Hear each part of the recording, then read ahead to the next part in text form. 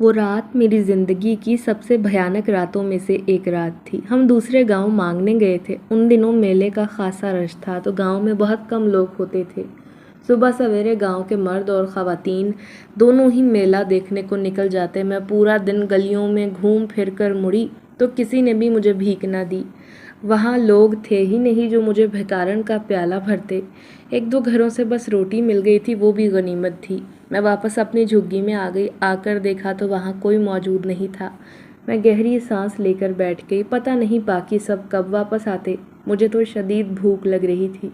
میں نے جھگی سے باہر جھانکا، دور دور تک کوئی دکھائی نہ دے رہا تھا۔ میں فٹافٹ اندر آئی، شاپر سے روٹی نکال کر کھا لی اور دوسری ویسے ہی باندھ کر رکھتی۔ ہم ایسا ہی کرتے تھے، جتنی روٹیاں ملتی باہر نہیں کھاتے، سب جھگی والے اپنی اپنی روٹیاں جمع کرتے، برابر بانٹ کر کھاتے۔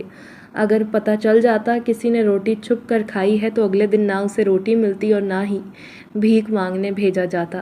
میری حالت بڑی خراب تھی، بھوک برداشت نہ ہو رہی تھی تو میں نے کھا کر وہاں سے سارے ذرات چن لیے۔ گھر والوں کا انتظار کرنے لگی۔ شام ہونے کو آ گئی تھی مگر کوئی نہیں لوٹا تھا۔ اب تو میرا جی گھبرانے لگا۔ ادھر اس ویرانے میں صرف ہماری جھگی تھی جہاں میرے علاوہ کوئی تھا بھی نہیں۔ اگر کچھ ہو جاتا تو میں نے اپنا گھگرا سمیٹا اور باہر آ کر جھانکا مگر دور دور تک ریت کے علاوہ صرف ایک دو پیڑ ہی نظر آ رہے تھے، نہ بندہ نہ بندے کی ذات۔ میں واپس جھگی میں آ کر بیٹھ گئی۔ مجھے لگ رہا تھا شاید وہ میلے پر چلے گئے ہوں۔ رات گئے تک کوئی بھی واپس نہ پلٹا۔ میری حالت خراب ہو گئی تھی۔ میں بڑی سی چادر میں باہر نکلی۔ میرے پاس ایک لالٹین تھی جسے جلا کر میں نے ہاتھ میں پکڑ لیا اور باہر آ کر بڑے سے پتھر پر بیٹھ گئی۔ میں ابھی وہیں کچھ دیر بیٹھی ہوں گی جب مجھے قدموں کی آواز سنائی دی۔ مڑ کر دیکھا تو وہاں کوئی نہیں تھا مگر چلنے کی آواز آ رہی تھی۔ میں جلدی سے کھڑی ہوئی جھگی کے اندر آ گئی مگر جھگی پر بہت سے لوگوں کا سایہ دکھائی دیا تو میری جان نکل گئی۔ جھگی کا کپڑا ہٹا کر دوسری طرف سے باہر نکل آئی، دیکھا مگر وہاں کوئی نہیں تھا۔ میرا جی بڑا خراب ہوا تو میں آبادی کی طرف تیزی سے بڑھنے لگی۔ ابھی مجھے چلتے ہوئے تھوڑی دیر گزری تھی جب مجھے دور سے ایک ریڑھا دکھائی دیا جس پر کچھ لوگ بیٹھے تھے اور انہوں نے لالٹین روشن کر رکھی تھی۔ تھوڑا اور غور سے دیکھا تو واضح نہ ہوا مگر میں سمجھ گئی تھی یہ ضرور میرے گھر والے ہیں۔ ان کا رخ ہماری جھگی کی طرف تھا۔ میں اس طرف بھاگنے لگی مگر میری قسمت خراب۔ قریب پہنچ کر دیکھا تو وہ میرے گھر والے نہیں تھے بلکہ اس ریڑھے پر کچھ مرد حضرات بیٹھے تھے جنہیں دیکھ کر خوف آ رہا تھا۔ وہ کوئی 7-8 مرد تھے۔ لالٹین کی روشنیاں ان کے کالے کپڑے روشنی میں دکھائی دے رہے تھے، سر پر کالی پگڑیاں باندھ رکھی تھیں اور ان کی چھوٹی چھوٹی بے حد چمکدار آنکھیں، گہری سانولی رنگت، وہ واقعی میں کافی بھیانک تھے۔ مجھے دیکھ کر انہوں نے ریڑھا روک لیا اور بغیر کچھ بولے مجھے دیکھنے لگے۔ میں نے ہچکچاتے ہوئے کہا، مجھے لگا تھا میرے گھر والے ہیں، معاف کر دیجیے کہ آپ کا ریڑھا روک دیا۔ وہ اب چپ رہے۔ مجھے بڑا عجیب لگا کہ آخر کچھ تو بولیں۔ پھر ایک بول ہی پڑا مگر باقی سب نے گہری چپ ٹھان رکھی تھی۔ میں نے کوئی جواب نہ پا کر واپسی کے لیے مڑنا چاہا تو ان میں سے کوچوان بولا، آ تجھے چھوڑ دیں تیرے گھر والوں تک۔ میں نے مڑ کر کہا، نہیں ڈھیر شکریہ، مگر میں واپس اپنی جھگی میں جاؤں گی۔ پتہ نہیں کیوں دل کر رہا تھا وہاں سے بھاگ جاؤں۔ وہ مرد حضرات ٹھیک نہ لگ رہے تھے۔ میں ایک قدم پیچھے ہٹی۔ ان میں سے وہی کوچوان دوبارہ بولا، تیرے گھر والوں کو میلے پر دیکھا تھا، تو شوکے فقیر کی بیٹی ہے نا؟ ہم بھی میلے سے آ رہے ہیں، اسی نے پیغام پہنچایا ہے کہ میری بیٹی کو بتا دینا وہ بھی میلے پر ہی آ جائے، ہمیں واپس لوٹنے میں کچھ دن لگیں گے۔ میں ٹھٹک کر رکی۔ وہ کوچوان تو بالکل ٹھیک کہہ رہا تھا۔ میرے ابا کو سب لوگ شوکا فقیر ہی کہتے تھے۔ میں نے سوچا چلو کل چلی جاؤں گی وہاں کسی طرح۔ یہ سوچ کر میں نے اس آدمی کا شکریہ ادا کیا تو وہ دوبارہ سے بولا، پریشان کیوں ہوتی ہو، ہم چھوڑ آتے ہیں تجھے، یہ تو میلہ کھڑا ہے، کل کیسے جائے گی، تھر کی گرمی کا بھی تجھے پتہ ہے، چل آ جانا، تجھے چھوڑ دیتے ہیں۔ میں نے ہچکچاتے ہوئے منع کر دیا کہ نہ رہنے دو، تم لوگ اپنے گھروں کو لوٹ رہے ہو، کہیں دیر نہ ہو جائے۔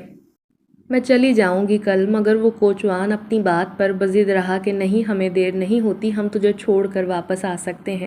تیرے ابے نے بڑی ذمہ داری سے اپنا پیغام مجھے دیا تھا، اب میرا بھی کام بنتا ہے میں تجھے ذمہ داری سے تیرے ابے تک چھوڑ دوں، آجا بیٹھ جا، پریشانی کی کیا بات ہے۔ مجھے کوچوان سے خاصی الجھن ہو رہی تھی۔ اگر یہ دن کا وقت ہوتا تو میں سوچے سمجھے بغیر بیٹھ جاتی مگر اب تو ایک الگ ہی کیفیت تھی، کہیں یہ بیٹھنا میرے حق میں نقصان دہ ثابت نہ ہو جائے۔ میں کھڑی سوچ رہی تھی جب اس کوچوان نے پیچھے بیٹھے مردوں کو اشارہ کیا کہ جگہ بنائی جائے۔ انہوں نے جھٹ سے ریڑھے پر میرے لیے کافی جگہ بنا دی۔ میں سوچ میں ہی کھڑی تھی جب وہ بیٹھنے کا بول رہا تھا۔ دل بھی نہیں چاہ رہا تھا مگر یہ خوف بھی تھا کہ جھگی کے آس پاس کچھ لوگ پھر رہے ہیں، وہاں جانا بھی خطرے سے خالی نہیں تھا۔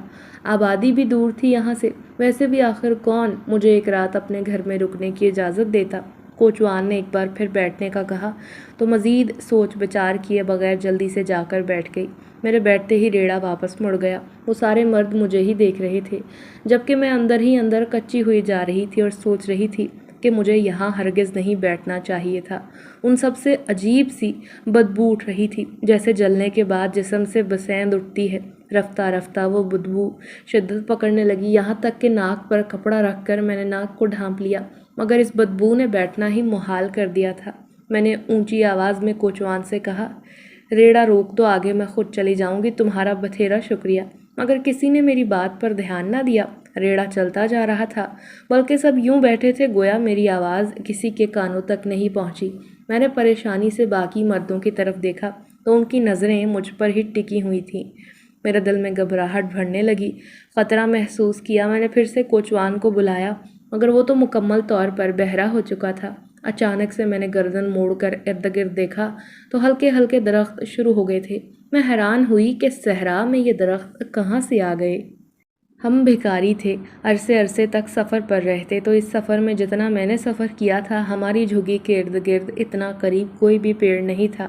تو پھر یہ کون سا علاقہ تھا؟ میں نے چونک کر کوچوان کو دیکھا، وہ بڑی تیز رفتاری سے ریڑے کو بھگانے میں مگن تھا۔ میں نے اسے پکارا، یہ کون سی جگہ ہے؟ مگر وہی جواباً دبیز خاموشی۔ اب کی بار مجھے یقین ہو گیا کہ میرے ساتھ کچھ غلط ہو چکا ہے۔ میں نے چلا کر اسے بلایا مگر کوئی نہیں سن رہا تھا۔ میں نے ریڑے سے چھلانگ لگانے کا سوچا، مگر جب نیچے دیکھا تو یوں لگ رہا تھا وہ ریڑا ہوا پہ دوڑ رہا ہے، اس کے نیچے سے زمین غائب تھی۔ میں پھر سے چیخ پڑی اور ایک لمحہ ضائع کیے بغیر میں نے نیچے چھلانگ لگا دی۔ جو ہی نیچے گری مجھے کوئی چوٹ نہ آئی، بلکہ کسی نے ایک کپڑے پر مجھے نیچے گرنے سے بچا لیا تھا۔ میں نے زور سے آنکھیں بھینچ رکھی تھی، جب کھولی تو ایک بار پھر میں اسی ریڑے پر بیٹھی ہوئی تھی اور ارد گرد وہی مرد بغیر آنکھیں جھپکائے مجھے دیکھ رہے تھے۔ جو کچھ ابھی ہوا تھا یہ ہرگز عام نہیں تھا، بہت عجیب تھا۔ میں نے ہاتھ جوڑ کر اپنے سامنے بیٹھے مرد کے آگے کر دی اور کہا، دیکھو بھائی، مجھے جانے دو، مجھے چھوڑ دو، پتہ نہیں آپ لوگ کون ہو، مجھے جانے دو۔ میرے والدین کو پتہ چل گیا تو وہ کبھی میرا یقین نہیں کریں گے۔ میرے رونے دھونے کا اس پر کوئی اثر نہ ہوتے دیکھ کر میں نے دوسرے آدمی کی طرف التجائیہ نظروں سے دیکھا، مگر وہ بھی ڈھیٹ بنا سپاٹ بیٹھا رہا۔ جب تیسرے کی طرف مڑی تو میں نے ایک عجیب بات دیکھی، ان سب مردوں کی شکلیں ایک جیسی تھیں، بالکل ذرا بھی 19-20 کا فرق نہیں تھا۔ لگتا تھا ایک ہی شکل کے اتنے سارے شخص بیٹھے ہیں۔ میں نے ڈر کر چیخ ماری تو عین اسی وقت کوچوان نے گردن موڑ کر مکمل طور پر مجھے دیکھا۔ یہ وہ آخری شے تھی جس نے میرے 14 طبق روشن کر دیے۔ میں چیخ مار کر بے ہوش ہو گئی، کیونکہ وہ بے حد بھیانک لگ رہا تھا۔ ایک انسان کبھی بھی اپنی گردن مکمل طور پر پیچھے نہیں موڑ سکتا، مگر اس کوچوان کی گردن میں تو ایسی لچک تھی کہ میں بھونچکا رہ گئی۔ جب ہوش آیا تو میں ایک بند کمرے میں تھی، چاروں طرف سیاہ دیواریں تھیں، چھت بے حد اونچی تھی، اتنی اونچی کہ اندھیرے میں مجھے بمشکل دکھائی دے رہا تھا، مگر کمرے کی چوڑائی اور لمبائی بہت کم تھی، اتنی کم کہ میں صرف بیٹھ سکتی تھی یا کھڑی ہو سکتی تھی۔ میرا تو دم گھٹنے لگا تھا، پتہ نہیں میں کہاں ہوں۔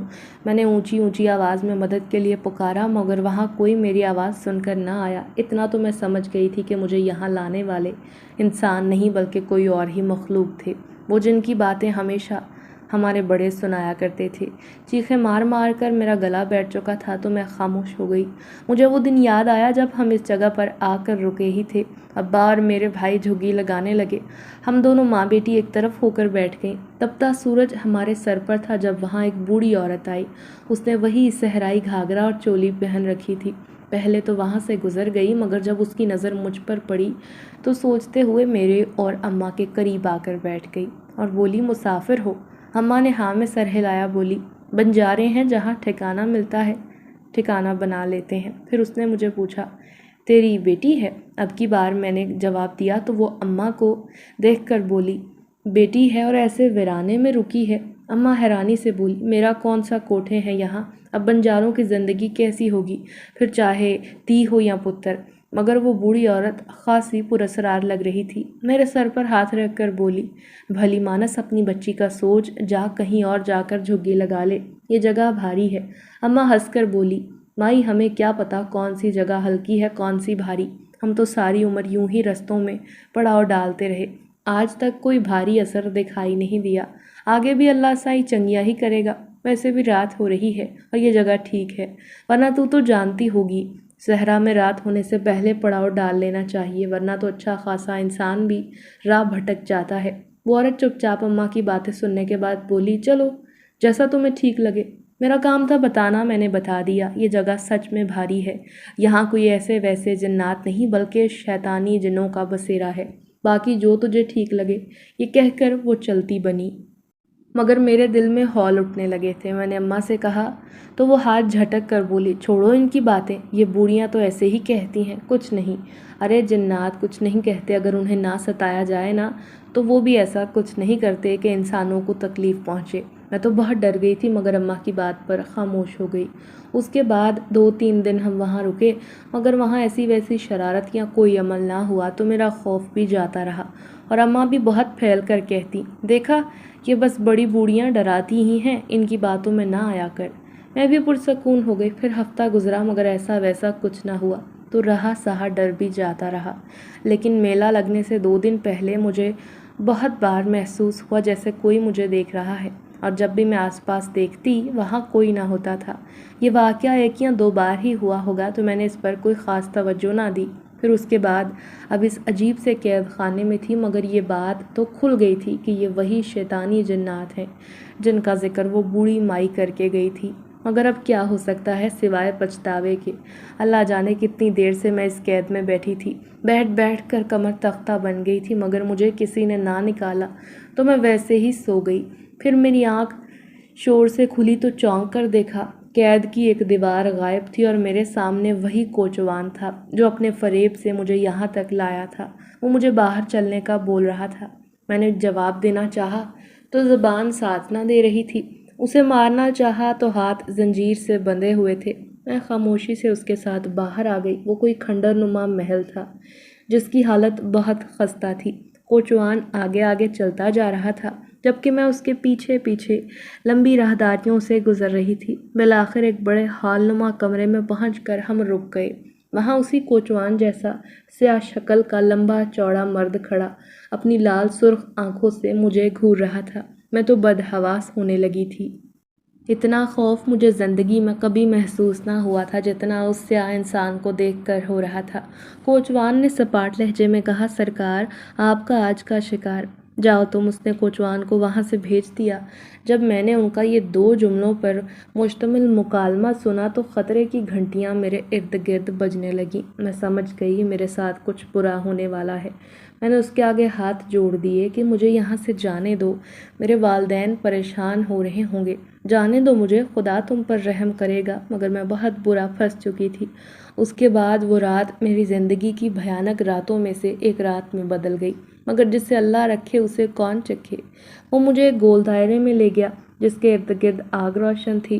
اس شخص نے میری کلائی آگے کرنے کا کہا۔ میں نے وجہ پوچھی، وہ کھلکھلا کر ہنسا اور بولا، یہی ادا تو تمہاری پسند آئی ہے مجھے تمہارے اس خوبصورتی کی خاطر، چلو بتا ہی دیتا ہوں، تمہیں مار کر اپنی بیوی کو دوبارہ سے زندہ کر لوں گا۔ جس رات تم پیدا ہوئی تھی اسی رات میری بیوی مری تھی۔ اتنے سال ہو گئے مجھے ایک بھی لڑکی ایسی نہیں ملی جس کے خواص کچھ حد تک میری بیوی سے ملتے ہوں، مگر اب تم مل گئی ہو نا تو زیادہ دیر نہیں کروں گا۔ میرے پورے بدن میں تھر تھری دوڑ گئی، مگر اب سے کچھ دیر بعد یعنی وہ مجھے مار دے گا اور میری روح نکال کر اپنی بیوی کی روح داخل کر دے گا۔ یہ سوچ ہی بہت خوفزدہ کر دینے والی تھی۔ میں خاموش رہی جبکہ وہ پوری گرج کے ساتھ بولا، اپنی کلائی آگے کرو۔ میں اب کر ہی کیا سکتی تھی؟ چاروں ناچار میں نے کلائی آگے کی تو اس نے دھاگا کلائی پر باندھنا شروع کیا۔ تب نہ جانے میرے دل میں کیا خیال آیا، جو مجھے قرآنی آیات آتی تھی میں نے پڑھنا شروع کر دی۔ وہ دھاگا میری کلائی میں ہی جل گیا۔ جنزادہ بہت غصے سے دوسرا دھاگا باندھنے لگا تو میں نے پھر وہی کیا، تب بھی یہی ہوا۔ اب وہ جب کچھ کرتا تو میں قرآنی آیات دہرانے لگتی، اس نے میرے ہونٹ ہلتے دیکھے تو ایک زوردار تھپڑ میرے چہرے پر لگایا۔ میں دور گری اور بے ہوش ہو گئی۔ جب آنکھیں کھولی تو میں ایک سڑک کے کنارے پڑی تھی۔ فجر کا وقت تھا۔ درد اور تکلیف سے آنکھیں کھلنے کا نام نہ لے رہی تھی۔ پورے جسم میں اتنا درد تھا گویا کسی نے کوڑے مارے ہیں، کھال جسم سے اتر کر الگ ہو گئی ہو۔ میں نے بمشکل نظریں گھما کر دیکھا تو دور دور تک کوئی نظر نہ آیا۔ اٹھنے کی کوشش کی تو اٹھا بھی نہیں جا رہا تھا۔ کافی تگ و دو کے بعد مجھے جب نہ اٹھا گیا تو میں واپس لیٹ گئی۔ اسی وقت رات کا پورا منظر میری نگاہوں کے سامنے گھوم گیا۔ انسان برے ہوتے ہیں یہ بات تو پتہ تھی، مگر جنات بھی اس قدر شیطان صفت ہوتے ہیں یہ علم نہیں تھا۔ میری آنکھوں سے بے اختیار آنسو بہنے لگے۔ میں ایک ایسے علاقے میں تھی جہاں ہریالی اور سڑکیں تھیں۔ وہ صحرا جہاں میرے والدین اور بھائی رہتے تھے وہ نہ جانے کہاں رہ گیا تھا، اور جس جگہ اب میں تھی مجھے تو اس کا بھی علم نہیں تھا۔ کاش میں مر جاتی۔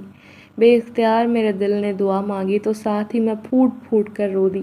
نہایت افسوس ہو رہا تھا، اس بڑھیا کی بات نہ مان کر بہت بڑی غلطی کر دی ہے۔ میں وہیں لیٹی رہی۔ سورج نکل آیا مگر کوئی شخص وہاں سے نہ گزرا۔ یوں ہی پڑی رہی تو مرنے میں بھی دیر نہ لگے گی، یہ سوچ کر بڑی دقت سے اٹھی۔ چادر کو اچھے سے خود کے گرد لپیٹا کیونکہ میرے کپڑے انتہائی خستہ ہو چکے تھے۔ میں ایک ایک قدم چلنے لگی۔ کافی چلنے کے بعد بھی وہ راستہ ختم نہ ہوا تو ایک جگہ پر لگے نلکے سے پانی پی کر وہیں بیٹھ گئی۔ سانس بہت تیز چل رہی تھی۔ ایک تو تکلیف، اوپر سے خوف کہ میں کس جگہ آ گئی ہوں، اور پھر یہ بات بھی ذہن میں تھی کہ ایک بار تو جنات سے پالا پڑ چکا ہے، کہیں دوبارہ نہ پڑ جائے۔ تھوڑی دیر آرام کرنے کے بعد میں پھر سے چلنے لگی اور چلتے چلتے ایک چوراہے پر پہنچ گئی جہاں ایک بازار تھا۔ وہاں لوگوں کا بے حد رش تھا۔ ایک جگہ کچھ لوگ دیگ باندھ رہے تھے۔ انہوں نے میری زبوں حالی دیکھ کر ایک شاپ پر مجھے بھی تھما دیا تھا۔ میں نے کونے میں بیٹھ کر جلدی جلدی وہ چاول کھا لیے۔ اب سمجھ نہیں آ رہا تھا کہ کہاں جاؤں۔ نہ کسی انسان کو جانتی تھی، نہ جگہ کا علم تھا۔ ایک دکان کے تھڑے پر بیٹھ گئی جو اندر سے ایک بڑا خوبصورت نوجوان باہر نکلا۔ اس نے سفید جوڑا پہن رکھا تھا۔ بہت اچھی خوشبو اس نے لگائی ہوئی تھی۔ اسے دیکھ کر میں جلدی سے کھڑی ہو گئی اور کہا، میں چلی جاتی ہوں یہاں سے، بس 2 منٹ کے لیے بیٹھی تھی۔ یہ کہہ کر میں جلدی سے جانے کے لیے مڑی مگر اس نے مجھے روک دیا اور بہت نرمی سے بولا، محترمہ آپ یہاں جتنی دیر چاہیں بیٹھ سکتی ہیں، کوئی مسئلہ نہیں۔ میں نے ہمیشہ انہی لوگوں کو دیکھا تھا جو مجھے دھتکارتے تھے، کیونکہ تھی تو میں پیشہ ور بھکارن، ہر کوئی مجھ سے خار کھاتا تھا، لیکن یہ شخص پہلا تھا جس نے اتنی نرمی اور آہستگی سے بات کی تھی۔ بے اختیار میری آنکھوں میں آنسو آ گئے جو اس نے بھی دیکھ لی اور فوراً بولا، مجھے معاف کر دے، بیٹھ جائیے آپ یہاں، بلکہ دکان میں بیٹھ جائیں۔ بے شک پھر وہ جا کر ایک گلاس میں پانی لا کر مجھے دینے لگا۔ پانی پیا تو میں تھوڑا بہتر ہوئی اور وہیں بیٹھ گئی۔ وہ بھی واپس دکان میں چلا گیا۔ میں بہت دیر وہیں بیٹھی رہی۔ جتنے بھی گاہک آئے تھے اس آدمی نے سب سے بہت نرمی سے بات کی۔ اگر کوئی بغیر خریداری کیے واپس گیا تو اس نے کوئی بات نہ کی۔ وہ ایک کپڑوں والی دکان تھی۔ میں بیٹھی سب کچھ دیکھتی رہی۔ اس آدمی کی شخصیت میں بہت نرمی تھی۔ کافی دیر بعد میں اٹھ گئی اور چلنے لگی مگر کچھ بھی سمجھ نہیں آ رہا تھا۔ بازار لوگوں سے کھچا کچ بھرا ہوا تھا مگر وہاں مجھے جاننے والا ایک بھی نہ تھا۔ چلتے چلتے مجھے ایک دربار نظر آیا۔ میں وہاں چلی گئی۔ پورا دن یوں ہی گزر گیا تھا۔ میں وہیں دربار میں بیٹھی رہی۔ رات کو نیند بھی نہیں آ رہی تھی کیونکہ وہاں ہر طرف لوگ ہی لوگ تھے۔ وہ شاید کوئی شہر تھا جہاں لوگ رات کو بھی جاگتے تھے اور کوئی سوتا ہوا دکھائی نہ دے رہا تھا۔ میں بھی تقریباً آدھی رات تک جاگتی رہی مگر لوگوں کی چہل پہل ختم ہونے میں نہیں آ رہی تھی۔ آدھی رات کے قریب میری آنکھ لگ گئی۔ صبح جب اٹھی تو سورج نکل آیا تھا۔ آج دوسرا دن تھا۔ مجھے اپنی جھگی اور اپنے علاقے سے دور پتہ نہیں میں کہاں تھے اس وقت۔ میں دربار سے اٹھی، لنگر خانے کی طرف چل پڑی۔ کھانا کھانے کے بعد دربار سے باہر نکل آئی۔ دماغ مکمل طور پر معاف ہو چکا تھا۔ جاتی بھی تو کہاں جاتی؟ یہاں تو میں کسی کو جانتی تک نہیں تھی۔ بازار میں نکلتے ہی میری نظر ایک عورت پر پڑی جو مجھے بہت غور سے دیکھ رہی تھی۔ میں اسے نظر انداز کر کے آگے بڑھنے لگی تو اس نے مجھے روک لیا اور کہا، مانگنے والی ہو کیا؟ میں خاموشی سے کھڑی رہی۔ اس نے دوبارہ پوچھا، تم مانگنے والی ہو نا؟ میں نے اس بات میں سر ہلا دیا اور اندر ہی اندر حیران بھی تھی کہ اسے کیسے پتہ چلا میں بھکارن ہوں۔ پھر ایک نظر اپنے کپڑوں پر ڈال کر میں شرمندہ ہو گئی۔ وہ مجھے ہاتھ سے اشارہ کر کے بولی میرے پیچھے آؤ۔ میں چپ چاپ کھڑی رہی۔ اس نے میری کلائی تھامی اور اپنے ساتھ لے کر چلنے لگی۔ اس وقت مجھے کچھ ہوش نہیں تھا، یہ بھی خیال نہ آیا کہ ایک بار میرے ساتھ برا ہو چکا ہے، کہیں دوبارہ میں کسی مصیبت میں نہ پھنس جاؤں۔ ہم تھوڑا سا چلنے کے بعد ایک ٹوٹے پھوٹے گھر میں داخل ہوئے جہاں پہلے سے ہی 2-3 لڑکیاں موجود تھیں۔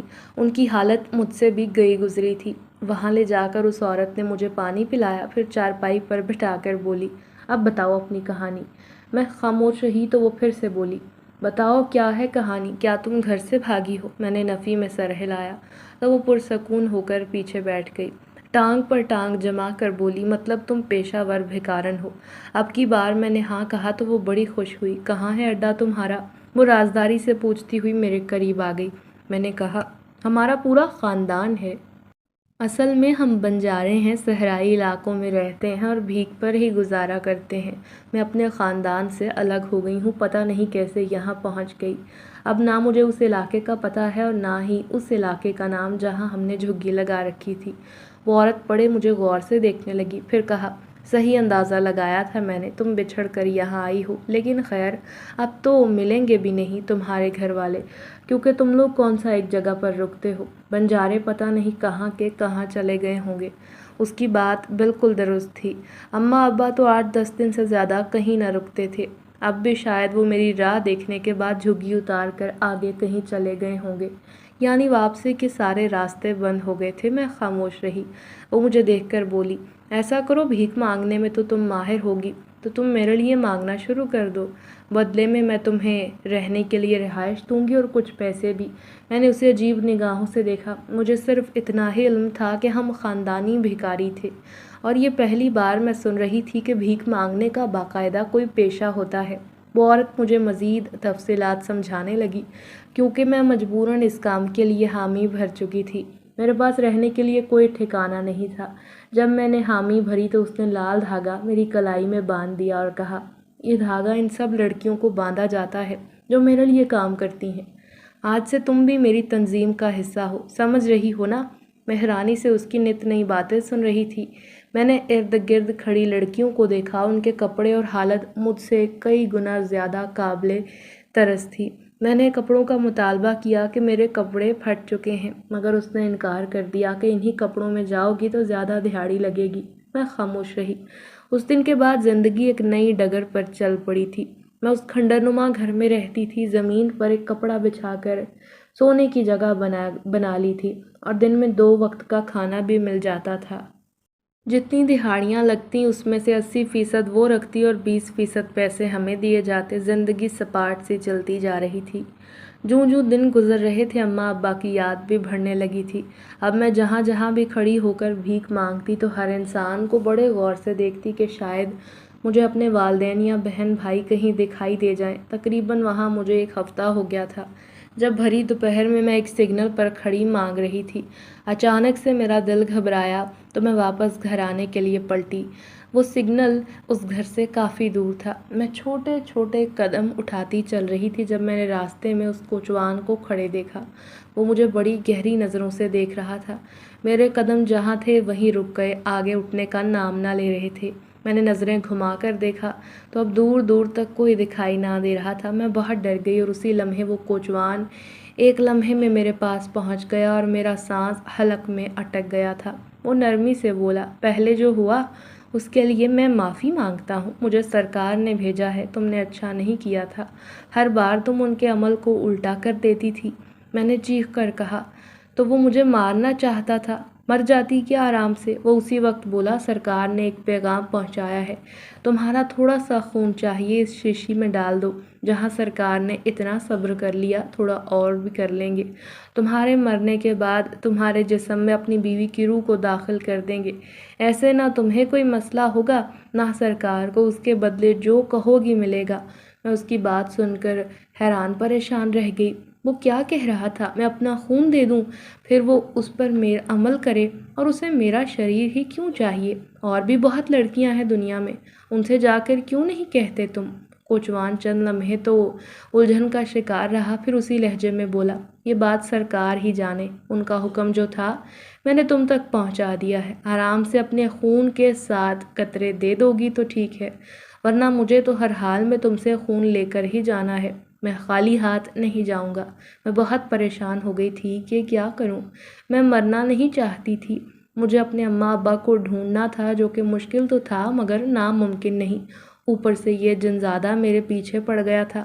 اگر خون دیتی تب بھی مرتی، اور اگر نہ دیتی تب بھی۔ سمجھ نہیں آ رہا تھا کہ کیا کروں۔ بار بار دل میں یہی خیال آ رہا تھا کہ ختم کرو اس زندگی کو جس میں جان ہی جوخم میں پڑی ہوئی ہے۔ میں ابھی اسی بارے میں سوچ رہی تھی جب میرے بالکل پیچھے آ کر کسی نے گلا کھنکارا۔ میں چونک گئی، مڑ کر دیکھا تو وہی کپڑوں کی دکان والا انسان تھا جو میرے بالکل پیچھے کھڑا تھا۔ میں ایک طرف ہو گئی۔ وہ مجھے دیکھ کر بولا، آپ ٹھیک ہیں؟ پریشان لگ رہی ہیں، خیریت؟ اس نے کوچوان کو مکمل طور پر نظر انداز کر دیا اور میری طرف متوجہ ہو کر پوچھنے لگا۔ اسے دیکھ کر مجھے کچھ تسلی ہوئی۔ میں نے اس بات میں سر ہلا دیا۔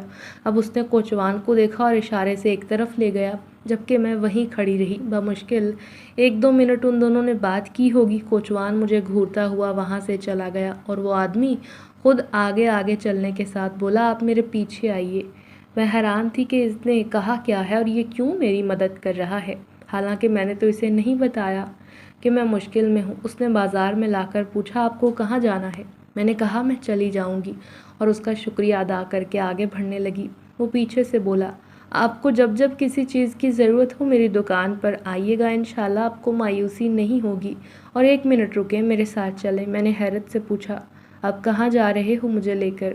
وہ اشارہ کر کے چلنے لگا تو چاروں ناچار میں اس کے پیچھے دکان پر آ گئی۔ وہاں آتے ہی اس نے ایک سلی سلائی شلوار قمیض اور دوپٹہ میرے حوالے کرتے ہوئے کہا، یہ میری جانب سے رکھ لے۔ میں نے چادر سے خود کو اچھے سے لپیٹ رکھا تھا۔ کوئی غور سے دیکھنے پر بھی میرے کپڑوں کی زبو حالی کا اندازہ نہیں کر سکتا تھا۔ میں دل میں سوچنے لگی، آخر اس کو کیسے پتہ چلا کہ مجھے اس وقت کپڑوں کی اشد ضرورت ہے؟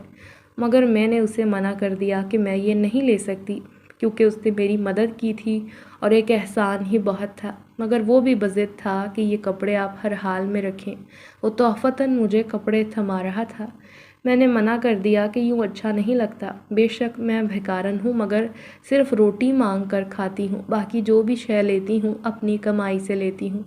اس نے ہلکی سی مسکراہٹ چھپا لی، پھر بولا، ٹھیک ہے، جیسے آپ کو بہتر لگے، مگر اگر آپ یہ رکھتی تو مجھے خوشی ہوتی۔ مگر جب بھی آپ نئے کپڑے خریدیں تو میری دکان پر ہی آئیے گا۔ آپ سمجھ رہی ہیں نا؟ میں چپ چاپ دکان سے نکل آئی۔ سمجھ نہیں آ رہا تھا کہ میں نے کیوں انکار کیا۔ اگر میں خود کپڑے خریدتی تو بھیک کے پیسوں سے خریدنے تھے، پھر اتنے عجیب رویے کی ضرورت کیوں پڑ گئی تھی؟ جب گھر پہنچی تو وہ عورت مجھ پر چیخلے چلانے لگی، کہاں رہ گئی تھی تم؟ ہڈ حرامی کرتی ہو۔ اس کے علاوہ بھی اس نے مجھے بہت کوسا۔ پہلے تو میں چپ چاپ سنتی رہی، مگر جب یہ ناقابل برداشت ہو گیا تو میں اٹھ کھڑی ہوئی اور کہا، مجھے تمہارے ساتھ کام نہیں کرنا۔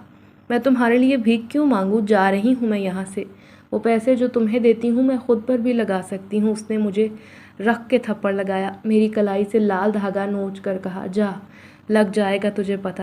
میں تجھے کہیں بھی بھیک نہیں مانگنے دوں گی۔ دیکھنا، حیوانوں کو بھیجوں گی تیرے پیچھے جو تجھے مرنے پر مجبور کر دیں گے۔ یہ میری ہی پناہ ہے جہاں کوئی تجھے ترچھی نگاہ سے نہیں دیکھتا۔ جا، نکل جا میرے گھر سے۔ کیوں اب تو اپنے گھٹنوں پر گڑگڑاتے ہوئے یہیں واپس آئے گی؟ دیکھنا۔ شدت جذبات سے میرا دل پھٹنے کے قریب ہو گیا۔ میں وہاں سے باہر نکل آئی۔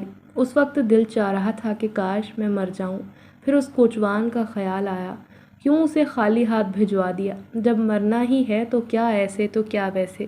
مجھے اپنے سامنے گاڑی آتی دکھائی دی۔ میں بغیر سوچے سمجھے سڑک کے عین درمیان میں کھڑی ہو گئی۔ وہ گاڑی تیز رفتاری سے میرے قریب آئی اور تبھی مجھے زوردار جھٹکا لگا، جیسے کسی نے دھکا دے کر مجھے وہاں سے پرے کر دیا ہو۔ میں سڑک کے کنارے پر بری طرح سے جا گری تھی، یہاں تک کہ جسم پر رگڑیں اور خراشوں سے خون بہنے لگا۔ میں نے حواسوں میں آتے ہی ارد گرد دیکھا، مگر وہاں کوئی نہیں تھا۔ جس سے میں سمجھتی کہ کس نے مجھے بروقت دھکا دے کر بچایا ہے۔ وہاں اب کچھ لوگ میرے ارد گرد جمع ہونے لگے، جبکہ میں اس مدد کرنے والے شخص کو ڈھونڈنے لگی تھی جس نے میری جان بچائی۔ لوگ مجھے اٹھا کر قریبی کلینک پر لے گئے۔ وہاں مرہم پٹی کے پیسے بھی کچھ راہگیروں نے دیے تھے۔ علاج کروانے کے بعد کلینک سے باہر نکلی تو ایک بار پھر خالی ہاتھ تھی۔ کوئی راہ سمجھ نہ آ رہی تھی، کوئی ٹھکانہ نہیں تھا۔ اب افسوس بھی ہو رہا تھا، اس عورت کو انکار کر کے وہاں سے نہیں نکلنا چاہیے تھا۔ کم سے کم رہنے کے لیے چھت تو تھی سر پر۔ میں محنت کر لوں گی، اب بھیک نہیں مانگوں گی۔ یہ سوچ اور احساس دونوں ہی خوشگوار تھے، کیونکہ اس عورت نے مجھے بے انتہا بدل کر دیا تھا۔ میں وہاں سے دھیرے دھیرے چلتی ہوئی اسی بازار میں آ گئی جہاں سے یہ ساری کہانی شروع ہوئی تھی۔ وہاں آتے ہی ایک بار پھر مزار پر جانے کا سوچا، مگر تب ہی مجھے وہی کپڑوں کی دکان والا نرم گوش شخص نظر آیا جو میرے سامنے آن رکا اور بولا، پریشان لگ رہی ہیں آج آپ۔ میں اسے دیکھ کر حیران رہ گئی۔ ہمیشہ جب میں کسی پریشانی میں ہوتی وہ آ جاتا تھا۔ میں اسے دیکھ کر خاموش ہو گئی، پھر سوچ کر کہا، میں کام کرنا چاہتی ہوں، کیا یہاں مجھے کہیں کام مل سکتا ہے؟ وہ مسکرا کر بولا، آؤ چلو میرے ساتھ۔ میں اس کے ساتھ دکان پر گئی تو وہ بولا، یہاں مزار میں سرائے کا ایک کمرہ آپ کو لے دوں گا، ہم کافی سارے ہیں، تو کیا آپ ہمارے لیے کھانا بنا سکتی ہیں؟ میں بڑا حیران ہوئی کہ اتنی آسانی سے کام مل گیا۔ پھر میں نے ہچکچاتے ہوئے کہا کہ مجھے تو اچھا کھانا بنانا نہیں آتا، بس جو لوگ دے دیتے تھے وہی کھا پی لیا، ورنہ زیادہ سے زیادہ کسی سبزی کے چھلکے بنا لیے تو وہ بنا لیے۔ وہ سنجیدگی سے بولا، کوئی مسئلہ نہیں، جیسا بھی ہو آپ کھانا بنا دیجیے گا۔ میں مان گئی۔ تو پہلے اس نے مجھے کپڑے دیے جو اب کی بار میں نے بغیر کسی پس و پشت کے لے کر تھام لیے، پھر دکان کے اوپر بنے ایک بڑے سے ہال نما کمرے میں لے گیا جہاں ایک طرف زمین پر کپڑا بچھا تھا، دوسری طرف ایک بڑا سا کھلا کچن تھا جس میں بڑے بڑے برتن رکھے ہوئے تھے۔ اس نے کہا، مجھے 50 لوگوں کا کھانا روزانہ بنانا ہوگا اور اس کے بدلے میں وہ اچھی تنخواہ دیں گے۔ یہ کام میرے لیے مشکل تھا، میں گھبرا گئی تو وہ آدمی جس کا نام حمزہ تھا وہ بولا، فکر مند نہ ہو، میں آپ کو سب کچھ سمجھا دوں گا، بس ویسے ہی یہ کام کرنا ہوگا۔ میں خاموش ہو گئی۔ اب مجھے شام کا کھانا بنانا تھا۔ مجھے ایک کمرہ بھی مل گیا تھا مزار پر۔ میں وہاں آئی، نہا دھو کر واپس اسی چوبارے پر آ گئی۔ شام کے لیے آلو گوشت کی ہانڈی بنانی تھی۔ حمزہ میرے پاس کھڑا رہا۔ اس نے تقریباً 100 لوگوں کا کھانا بنوایا کہ ہماری خوراک زیادہ ہے، اسی لیے کھلا کھانا ہونا چاہیے۔ بڑی مشکل سے جیسے تیسے کر کے میں نے کھانا بنایا جس میں کافی وقت لگ گیا۔ اس کے بعد وہیں کچن میں بیٹھ گئی اور ایک چھوٹا سا لڑکا نیچے سے آیا اور دسترخوان پر برتن لگانے لگا۔ میں وہیں بیٹھی رہی۔ پھر آہستہ آہستہ کر کے سفید کپڑوں میں ملبوس آدمی دسترخوان پر بیٹھتے گئے اور وہ برتن بھی وہیں لے گئے۔ مجھے حمزہ نے جانے کا اشارہ کر دیا اور کہا، آپ کھانا بنا کر یہاں سے چلی جایا کریں۔ میں ویسے ہی اٹھ کر نیچے مزار پر آ گئی۔ اگلے دن وہاں گئی تو کیا دیکھتی ہوں، سارے برتن دھلے رکھے ہیں، کچن بالکل صاف ستھرا پڑا ہے۔ میں نے اوپر آتے ہوئے یہ غور بھی کیا تھا کہ وہاں 50 آدمی ارد گرد کی دکانوں پر موجود تھے، مگر سارے نہیں تھے۔ یہی کوئی 8-10 لوگ، تو باقی کہاں ہوتے ہوں گے؟ اوپر آئی تو سبزی بھی موجود تھی۔ مجھے اس دن آلو گوبھی کی سبزی بنانی تھی، اس میں بھی حمزہ نے میری مدد کی۔ میں کھانا بنا کر نیچے جانے لگی، تب تک کھانے والے آدمی بھی آ گئے۔ میں نیچے اتر آئی۔ اس سے پہلے کہ مزار کی طرف مڑتی، ایک عجیب حرکت میں نے دیکھی۔ حمزہ مجھے بتا کر واپس دکان پر آ گیا تھا۔ میں نے اچانک ہی یہ غور کیا کہ حمزہ کا عکس آئینے میں نظر نہیں آ رہا۔ اس کی دکان میں تو کوئی بھی آئینہ نہیں تھا، مگر دکان سے باہر 2 آدمی ایک آئینہ پکڑے جا رہے تھے۔ اس میں حمزہ کی دکان، کپڑے سب دکھائی دے رہا تھا سوائے حمزہ کے۔ میں نے آنکھیں زور سے بند کر کے دوبارہ کھولیں تو اب بھی وہاں صرف آئینے میں دکان اور کپڑے تھے، حمزہ کا نام و نشان تک نہیں تھا۔ میرے دل کی دھڑکن ایک دم سے بے قرار ہو گئی۔ میں جلدی سے مڑنے لگی تو اس نے بلا کر روک لیا اور بولا، یہ کچھ پیسے رکھ لیں، آپ کو بھی ضرورت پڑ سکتی ہے۔ یہ کہتے ساتھ ہی اس نے جیب سے کافی سارے پیسے نکال کر میرے سامنے کر دیے۔ اب میرا دل بھی خوف زدہ تھا، مگر میں اسے منع نہیں کر سکتی تھی۔ سمجھ نہیں آ رہا تھا کیا کروں۔ خیر میں نے وہ پیسے پکڑ لیے اور بغیر کچھ کہے مزار پر چلی گئی۔ وہاں جا کر کمرے کا دروازہ اندر سے اچھی طرح بند کر لیا اور کہا، یا اللہ، کہاں جاؤں میں؟ یہ کون سی دنیا ہے، کون سی مخلوق ہے جو میرے پیچھے پڑ گئی ہے؟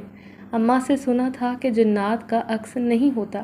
پچھلے وقتوں میں جنات حلوائیوں سے مٹھائیاں لینے آتے تھے، तभी हलवाइयों ने अपनी दुकान पर शीशे लगाए होते थे जिसमें उन्हें पता चल जाता था कि उनका गाहक इंसान है या जिन्नात से है। ये बात मेरे जहन में बार बार घूमने लगी, यानी हमज़ा भी इंसान नहीं, तभी तो उसका अक्स दिखाई नहीं दे रहा था। ये सोचने के साथ मुझे उन बाकी आदमियों की फ़िक्र लाहक हो गई थी कि शायद वो बाकी भी जिन्नात होंगे। क्योंकि वो हमज़ा के जानने वाले थे तो जिन्नात ही होंगे। कमरे में देखा तो दम घुटने लगा। कमरे से बाहर आकर मज़ार के सहन में बैठ गई। वहीं मज़ार के दरवाजे पर मेरी नज़र पड़ी तो किसी ने मुझे अपनी तरफ बुलाया था। वो स्याहपोश था और एक लंबे से स्याह जुब्बे में खुद को सर से पैर तक ढांप रखा था। मैं हैरत से उठी और सोचा, ये कौन हो सकता है जो मुझे इतने एतमाद से बुला रहा है। उसी सोच में वहाँ पहुँची तो उसी स्याहपोश ने आगे हाथ बढ़ाकर पता नहीं मेरे बालों में क्या किया कि उस वक्त मैं बेहोश हो गई। मगर ये बेहोशी आम बेहोशी की तरह नहीं थी। मेरी सिर्फ आंखें बंद थीं। बाकी मुझे मालूम था कि मेरे इर्द गिर्द क्या हो रहा है। हत्ता कि मैं अपने हाथ पैर भी हिला जुला सकती थी, बस आंखें नहीं खोल पा रही थी। मुझे साफ महसूस हो रहा था कि मुझे कहीं और लेकर जाया जा रहा है। मैंने चीखना चिल्लाना चाहा और तभी एक हल्के से धमाके की आवाज़ के साथ हमज़ा की आवाज़ मेरे कानों में गूंजी। वो बेधड़क होकर उस स्याहपोश को मुझे छोड़ने का बोल रहा था, जिस पर स्याहपोश ने साफ मना कर दिया कि ऐसा नहीं हो सकता, अब ये मेरे पास है, मेरे कब्ज़े में है, तो वही होगा जो मैं चाहूँगा। हमज़ा ने गुस्से से भरी ललकार में उसे मुझे छोड़ देने का कहा, मगर वो स्याहपोश भी अपने नाम का एक ही ढीठ था। उसी लहजे में बोला, ठीक है, तुम इसे रख लो, मैं छोड़ देता हूँ, मगर बदले में तुम्हें इसकी जान लेना होगी। बताओ क्या चाहते हो? तुम जो कहोगे वही होगा। हमज़ा ने फिर पूछा, तुम इसकी जान क्यों लेना चाहते हो? मैं जानता हूँ इसके माँ बाप को भी तुमने गायब किया था, वहाँ अपने मौक्किल खुद भेजे ताकि किसी न किसी तरह ये तुम्हारे दरबार में आ जाए। वहाँ आ भी गई, मगर सलाम है इस दलेर लड़की को जिसने वहाँ से अपनी जान बचाई। अब मैं इसकी हिफाजत करूँगा। वो स्याहपोश कोचवान का सरदार ही था। उसने बताया कि मेरा अमल बहुत सालों से लटका हुआ है और अमल की तकमील के लिए मुझे इसी जवान लड़की का खून चाहिए, क्योंकि मेरी बीवी जिस वक्त मरी ये ऐन उसी लम्हे पैदा हुई, तो अमल ये उसी के खून से मुकम्मल होगा। अब तुम इसे लेना चाहते हो तो ले लो, मगर इसका खून मेरे लिए बहुत कीमती है। मैं डर गई थी कि हमज़ा और वो कोचवान का सरदार कहीं दोनों मुकाबले पर ना उतर आएँ। मैंने उठने की कोशिश की, मगर मैं इसमें भी नाकाम रही। दूसरी तरफ उनका मुकाबला शुरू हो चुका था। फिर पता नहीं क्या हुआ, मेरी आंखें खुल गईं। मैंने चौंक कर इर्द गिर्द देखा तो एक जानिब वही स्याहपोश जिनज़ादा ज़ख्मी हालत में पड़ा तड़प रहा था और दूसरी तरफ हमज़ा कहीं भी नज़र नहीं आ रहा था। मैंने चारों ओर गर्दन घुमाकर देखा तो वो एक रेड़ा ला रहा था। उसने रेड़े पर जिनज़ादे को सवार किया और मुझे अपने साथ चलने का बोल दिया। हम एक खंडर नुमा घर में आ गए, जहाँ उसने मिट्टी खोद कर उस जिनज़ादे को जिंदा ही मिट्टी में दफन कर दिया। मैं करीब ही खड़ी ये सारा अमल होंकों की तरह देख रही थी। उसने ऐसा किया तो मैंने पूछा, क्यों मारा है इसे? हमज़ा चंद लम्हे खामोशी के बाद बोला, मैं जानता हूँ आपको इल्म हो गया है कि मैं जन्नात से हूँ, मगर इसमें बुराई ही क्या है? जहाँ इंसान को बनाया गया वहीं जन्नात को भी, बिल्कुल वैसे ही जिस तरह इंसान अच्छे और बुरे होते हैं, जन्नात में भी अच्छाई और बुराई होती है। ये शैतानी सिर्फ जिनज़ादा था, मगर मैं और मेरे साथी हलाल रोज़ी कमाते हैं, अपनी ताकत को ऐसे ही इस्तेमाल नहीं करते। अगर वक्त आए और दूसरे को मदद दरकार हो तब उसका इस्तेमाल करते हैं। जब आप पहले दिन यहाँ आई मैं तो तभी जान गया था कि आपके साथ क्या बीती है। उसके बाद मैंने आपकी मदद करने की कोशिश की, मगर नहीं कर सका, लेकिन आज मौका मिला तो मैंने कर दी। आइंदा ये या इसका कोई भी मौक्किल आपको परेशान नहीं करेगा। मैं आपके वालिदैन को भी ढूंढ निकालूंगा, उसके बाद आप जहाँ मर्जी रहिए। मैं खामोशी से उसकी बात सुन रही थी। उसने मुझे मज़ार पर छोड़ा और अगले दिन आकर मुझे इत्तला दी कि मेरे वालिदैन और दोनों भाइयों को उसने ढूंढ लिया है। अगर मैं चाहूँ तो वो मुझे इसी वक्त उनके पास लेकर जा सकता है। मैंने उससे पूछा, क्या तुम मुझसे शादी करोगे? ये बात सुनकर वो बड़ा हैरान हुआ, फिर हौले से मुस्कुराकर बोला, ऐसा मुमकिन नहीं, लेकिन मैं हमेशा आपके साथ रहूँगा। जब जब आप मुझे याद करेंगी मैं आ जाऊँगा। मैं खामोश रही। मुझे उससे मोहब्बत नहीं थी, मगर मैं डर गई थी कि वो शैतानी सिफ्त जिनज़ादा या उससे मिलता जुलता कोई और वापस से मेरी ज़िंदगी में ना आ जाए। हमज़ा ने अब तो मुझे बचा लिया था, बाद में कौन बचाएगा? यही सोचकर मैंने हमज़ा को शादी करने का बोला, मगर वो मेरी सोच पढ़ चुका था। پھر اسی دن ہم صحرا کی طرف نکل گئے، کیونکہ میرے والدین نے میرے انتظار میں اب تک اس مقام سے جھگی نہیں اٹھائی تھی۔ جب میں لوٹ گئی تو میرے والدین مجھے دیکھ کر بڑے خوش ہوئے۔ میں نے انہیں پوری کہانی سنا دی۔ میرے دونوں بھائیوں کو تو میری بات پر یقین نہیں آ رہا تھا، مگر اماں ابا تھوڑی بہت میری بات سمجھ رہے تھے۔ حمزہ اجازت لے کر واپس آ گیا، پھر کچھ دن بعد دوبارہ آیا تو اس کے ساتھ ایک لڑکا تھا جو اس نے میرے لیے پسند کیا تھا۔ اماں ابا کو کیا اعتراض ہونا تھا؟ وہ لڑکا بھی حمزہ کا احسان مند تھا، تبھی وہ لڑکا مجھ سے شادی کرنے پر رضامند ہو گیا، اور اس کا نام عاطف تھا۔ کچھ دن بعد میری عاطف سے شادی ہو گئی۔ اب ہمارے 3 بچے ہیں، مگر حمزہ کی موجودگی ہمیشہ مجھے اپنے ارد گرد ضرور محسوس ہوتی ہے۔ اکثر اوقات ضرورت پڑنے پر وہ چپکے سے، خاموشی سے میری مدد بھی لازماً کر دیتا ہے، اور وہ بھی میرے کہے بغیر۔